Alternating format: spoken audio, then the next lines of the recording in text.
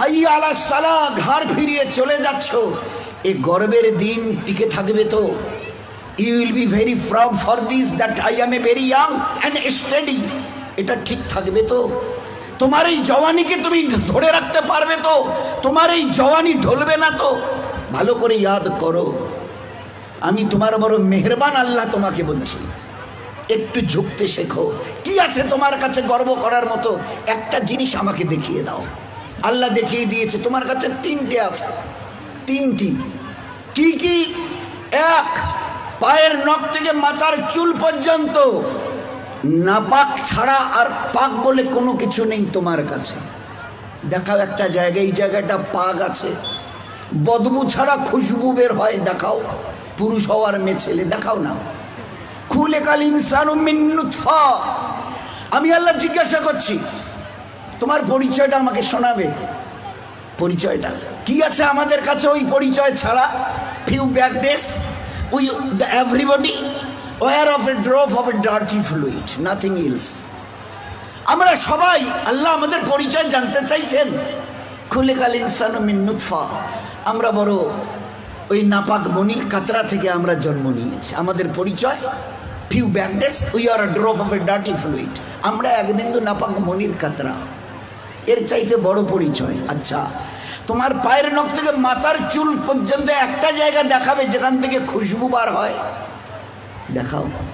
নাক থেকে যদি করো, স্বামীও পর্যন্ত বলবে নাকটা একটু ঘুরিয়ে ওই দিকে। মুখ দিয়ে অক করো যদি, তো ছেলেমেয়েরা বলবে আম্মু তুমি এটা কি করছো? পায়খানা পেশাবের রাস্তা দিয়ে হলে তো কথাই নেই। কান থেকে যদি কিছু বেরোয় তো কথাই নেই। চোখের এই জায়গা থেকে যদি বেরোয় তো পাশে কেউ বসতে দেবে না। এরপরে পুরো শরীরের এক একটা লোমের গোড়া থেকে যদি একটু করে ঘাম বের হয়, তো আমার নিজের বিবি, নিজের বেটা বেটি বলবে না আব্বু, স্বামী একটু হাতটা দাও তো, একটু চুমু দিই। চুমু দি, ঘাম বেরোচ্ছে তো, তুমি তো হাজারো হলে আমার স্বামী, তুমি তো আমাদের আব্বু, তা একটু দাও না, একটু চুমু দিই। কেউ সবাই আব্বু একটু হাতটা সরিয়ে নাও না, ঘাম বেরোচ্ছে। এই তো তোমার পরিচয়, পায়ের নখ থেকে মাথার চুল পর্যন্ত বদবু ছাড়া কোথাও। তিন, খুলিকাল ইনসানু মিন জাইফা, তোমরা বড় দুর্বল। আমি জিজ্ঞাসা করছি, 3.5 হাতের একটা এইরকম শরীর, সুটাম চেহারা, আচ্ছা তোমার পিঠে কি বসে আছে? এইভাবে 2-3 বার দেখার পরে বলবে কই, দেখা তো যায় না। আচ্ছা, তা তুমি না খুব বুদ্ধির বড়াই করো, মডার্ন টেকনোলজি আর সায়েন্সের খুব গালগপ্প করো, তোমার নিজের পিঠে কি বসে আছে তুমি বলতে পারো না? বলে না, তা জানি না। আচ্ছা 10 মিনিট পরে তোমার পজিশন, অবস্থা কি থাকবে জানো তুমি? বলে আমরা কিচ্ছু জানি না। বাজারে যাবে বলে ব্যাগ নিয়ে মোটর সাইকেলের হুকে আটকে দিয়ে স্টার্ট করে, খালি বাজারে গিয়ে স্ট্যান্ড করে খালি পা দিয়ে স্ট্যান্ডটাকে খালি ঠিক করে দিয়েছে, পিছন থেকে একটা গাড়ি এসে ধাক্কা দিল আর সঙ্গে সঙ্গে ডেথ। লাশ নিয়ে বাড়ি চলে গেল। এসছিল বাজার করতে, বড় ঝোলা নিয়ে এসছিল, বড় আশা করে মেহমান অপেক্ষা করছে বাড়িতে। বাজার থেকে ব্যাগে বাজার যায়নি, তার লাশ চলে গেছে বাড়িতে। খুলিকাল ইনসানু মিন জাইফা। 4, আল্লাহ জিজ্ঞাসা করছে আব্দুর রহমান বয়স কত? হ্যাঁ আল্লাহ 42 চলছে। বাকি কত? I know nothing about my age. Nurjahan তোমার বয়স কত চলছে? আল্লাহ 45 চলছে। আচ্ছা এরপরে আর বাকি কত? তা আল্লাহ আমি কেমন করে বলবো? বলেন না তোমার নিজের বয়স, তাহলে তা তো জানি না। এই তো তোমার অবস্থা, এই তো তোমার অবস্থা। তুমি এক বিন্দু নাপাক, তুমি বড় দুর্বল, তুমি বড় বদবুদার, আর তুমি তোমার নিজের 10 মিনিট পরের অবস্থা তাও তোমার জানা নেই। এরপরেও যে আল্লাহ তোমাকে তিলে তিলে তার দয়ায় এই সেকেল সুরত আর এইরকম হায়াত দিয়েছে, একবারও তার কথা ভাবো না। একবারও তার কথা ভাবো না যে কত দয়ায় তিনি তোমাকে প্রতিপালিত করেছেন। দেখবেন সবাই, আমরা তো ওই সময় থাকি না, ওখানে মেয়েরাই থাকে।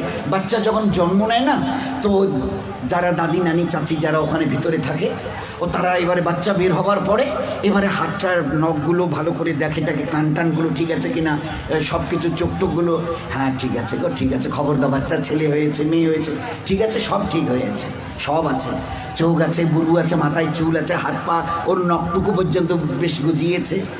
আচ্ছা, তো মুখে দাঁত কটা নেই কেন? কখনো ভেবেছ?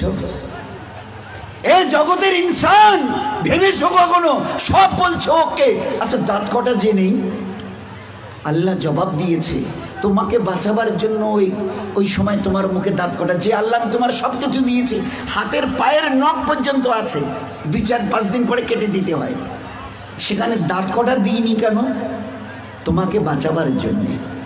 আমাকে চেনো আমি কত বড় মেহেরবান তোমার জন্যে, শুধু তোমাকে বাঁচানোর জন্যে। তোমার মায়ের পেট থেকে বেরিয়ে আসার সময় তোমার মুখে দাঁত কটা দেয়নি। যদি দাঁত কটা পেতে না, তো মায়ের সিনার ওই নরম গোশে স্তনে কামড় দিয়ে দিয়ে ক্ষতবিক্ষত ঘা করতে, 3-4 দিন ওইভাবে ঘা তাজা হওয়ার পরে মায়ের চোখের সামনে তুমি তরপাতে, জবাই করা মুরগিকে যেভাবে তরপাতে দেখো, ওইভাবে মায়ের সামনে তরপাতে, আর তরপাতে তরপাতে মরে যেতে তুমি।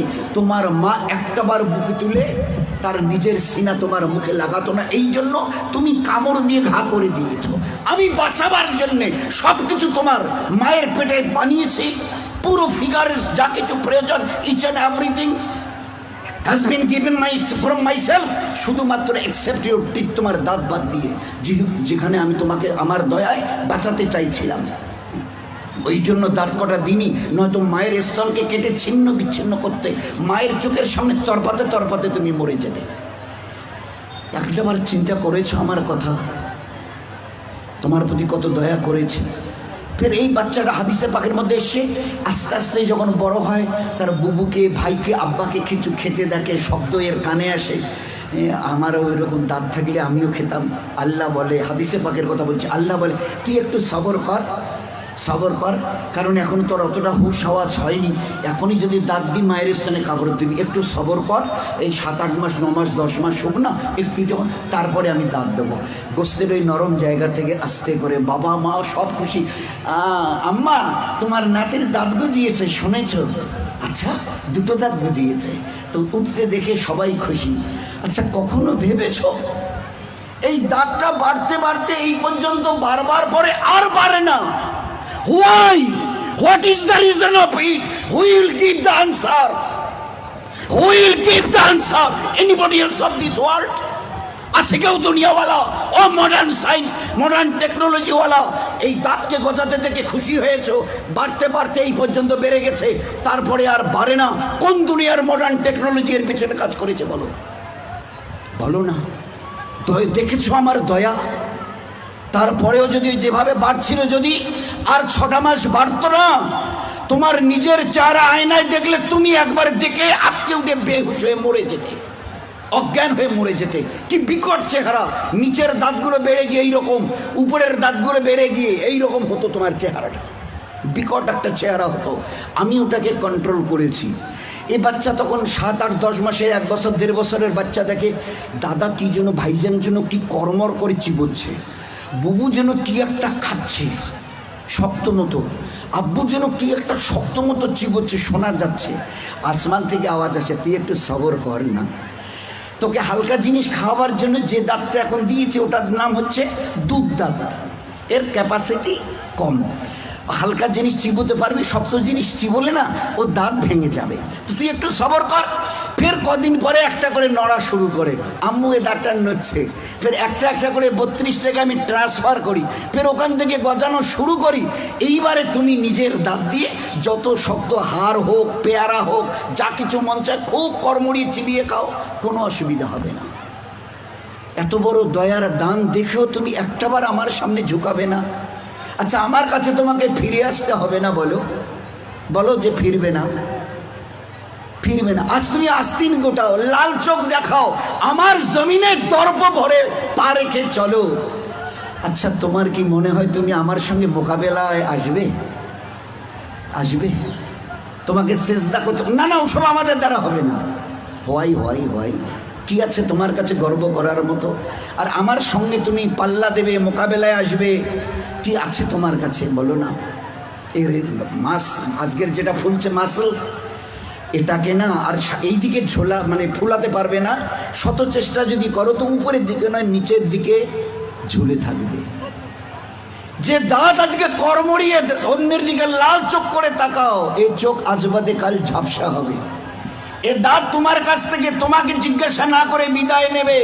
এ কালো চুল তোমাকে না বলে সাদা হবে। এ শক্ত বডির মাসল এ তোমাকে না জিজ্ঞাসা করে গোশত আস্তে আস্তে চামড়া ঝুলে থাকা শুরু হবে। আমার কাছে কি তোমার কাছে আছে মোকাবেলা করার মতো? কিছুই আমি করব না, শুধু তোমার বয়সটুকুকে একটু যদি বাড়িয়ে দিই। ও আম্মেরহু নুনাক্কিসহু ফিল খালক, মায়ের পেট থেকে বের হয়ে যেভাবে মুখ থুবড়ে পড়েছিলে, নিজের পায়খানা নিজের হাতে ওইভাবে ছেনিয়ে নিজের মুখে দিয়েছিলে না, আমাকে তুমি কি দেখতে চাও? একটু যদি হায়াতটুকু বাড়িয়ে দিই, মুখ থুবড়ে পড়ে থাকতে হবে। পাশ দিয়ে কেউ হেঁটে যেতে রাজি হবে না, কারণ দেখলেই বলবে কেউ আমি একটু বাথরুম যাবো, আমার একটু হাতটা ধরে তুলে দাও তো। কেন কি তোমার ওই পিছনের দিন কটা মাসেল ফুলানো, লাল চোখ করা, জমিনে দর্প ভরে চলার ওই দিনগুলো কোথায় গেল আমি জানতে চাইছি, বলো না? আমি কিচ্ছু করবো না। একটা হাতি যদি এসে মশাকে বলে আরে তুই নাকি আমার সঙ্গে নাকি পাল্লা দিবি, তা আমি তো চিন্তা করে কুল পাচ্ছি না, তোকে যে মারবো কোথায় মারবো? আচ্ছা, একটা হাতি যদি মশাকে মারতে চায় কোথায় লাদ মারবে বলেন তো? তো আল্লাহ যদি আমাদের মতো 3 হাতের একটা কমজোর নাপাক ইনসানকে আল্লাহ যদি টোকা দিতে চায়, তো আল্লাহ কি তোর কোথায় টোকা দেবো বলতো? আমি আল্লাহ শত আসমান জমিনকে একদিন আমি আমার হাতের তালুতে নেব। লিল্লাহিল ওয়াহিদিল কাহার, শত আসমান ও জমিনকে আমি একদিন আমার হাতের তালুতে। ও আল্লাহ কত বড়! আর ওই আল্লাহর মোকাবেলায় যদি আমি আসি তো আল্লাহ কি বলবে? ওই হাতির মতো মশাটাকে যদি বলে আরে তোরে আমি কোথায় ধরি আর কোথায় মারি বলতো? আর এই মশা যদি দ্বন্দ্ব নেয়, হ্যাঁ হ্যাঁ আসেন না, হোক মোকাবেলা হয়ে যাবে। তো বলেন আজকের খুব চিন্তা করি, আমি যদি হায়াতটুকু বাড়িয়ে দিয়ে মুখ থুবড়ে পড়ে থাকবে আর নিজের হাতে পায়খানা ছানবে, পাশ দিয়ে কেউ যেতে রাজি হবে না। ওই দেখলেই ডাকবে আইসুতে মুখানা ধরো তো না, বাথরুম না বসি তোলো তো। কেন তোমার ওই দিনগুলো কোথায় গেল? এইরকম বুক ঠুকা দিনগুলো তোমার কোথায় গেল?